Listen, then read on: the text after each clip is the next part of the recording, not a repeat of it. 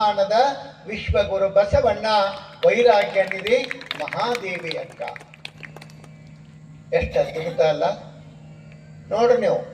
ಅಕ್ಕ ಅಂದ ಕೂಡಲೇ ನಾವು ಮುಂದೆ ಹೆಸರು ಹೇಳೋದ ಬೇಕಾಗಿಲ್ಲ, ಹೇಳೋ ಅವಶ್ಯಕತೆ ಬೀಳ್ತದೇನ್ರಿ?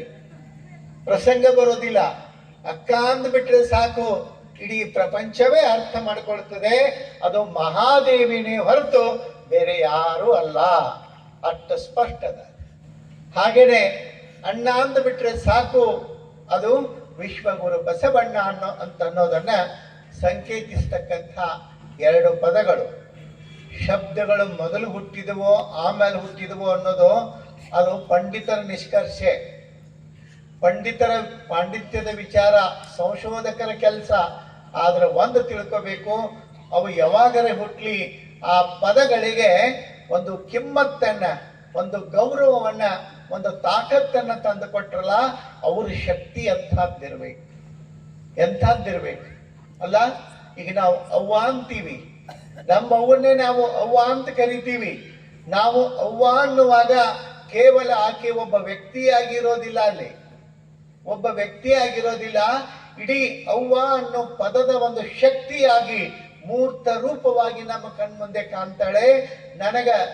ನನಗಂದ್ರೆ ನನಗಲ್ಲ, ನಮಗೆಲ್ಲರಿಗೂ ನಮ್ಮ ಜನ್ಮ ನೀಡಿದ ತಾಯಿ ಅಂತಂದ್ರೆ ಅವ್ವ ಅಂದ್ರೆ ದೇವರಿಗಿಂತಲೂ ಶ್ರೇಷ್ಠ ಅಂತನ್ನುವಂಥ ಭಾವವನ್ನು ನಾವು ಯಾಕೆ ತಾಳ್ತೀವಿ ಅಂತಂದ್ರೆ ಅಲ್ಲೊಂದು ಕರಳದ, ಅಲ್ಲೊಂದು ಅಂತಃಕರಣ ಅದ, ವಾತ್ಸಲ್ಯ ಅದ, ಮಮತೆ ಅದ. ಆ ಕಾರಣಕ್ಕ ಅವ್ವ ಅನ್ನುವಂಥದ್ದು ಒಂದು ವಿಶೇಷವಾಗಿ ವ್ಯಕ್ತಿಯನ್ನ ಆಕರ್ಷಿಸ್ತದ. ಆ ಪದ ಹೆಂಗ ನೋಡ್ರಿ ನೀವು, ಎಂಥದ್ದೇ ಕಷ್ಟದೊಳಗ ಅಕಸ್ಮಾತ್ ಕಾಲು ಜಾರಿ ಬೀಳುತ್ತಿದ್ರೆ, ಎಲ್ಲೋ ಜೋಲಿ ಹೋಗಿ ಬೀಳುತ್ತಿದ್ರೆ, ಏನೋ ಪೆಟ್ಟು ಹತ್ತಿದ್ರೆ ಮಕ್ಕಳ ಬಾಯಿಂದ ಮೊದಲು ಬರೋ ಶಬ್ದ ಅವ್ವ ಅಂತನ ಅಂತಾವ. ಅದರ ಅರ್ಥ ಏನೇ ಆದ ಕೂಡಲೇ ಅದಕ್ಕೆ ಸ್ಪಂದಿಸುವಂತಕ್ಕೆ ಮಕ್ಕಳ ನೋವನ್ನ ಮತ್ತೆ ಅಪ್ಪಗೆ ತಿಳಿಯಂಗಿಲ್ಲನ್ರಿ ಅಂದಿರಿ ನೀವು, ತಿಳಿತದ. ಆದ್ರೆ ಆ ಮಕ್ಕಳ ಮಟ್ಟಕ್ಕ, ಮಕ್ಕಳ ಒಂದು ಸಮೀಪ ಭಾವನೆಗಳಿಗೆ ಹೋಗಿ ಸ್ಪಂದಿಸೋದು ತಂದೆಗಳಿಗೆ ಆಗೋದಿಲ್ಲ.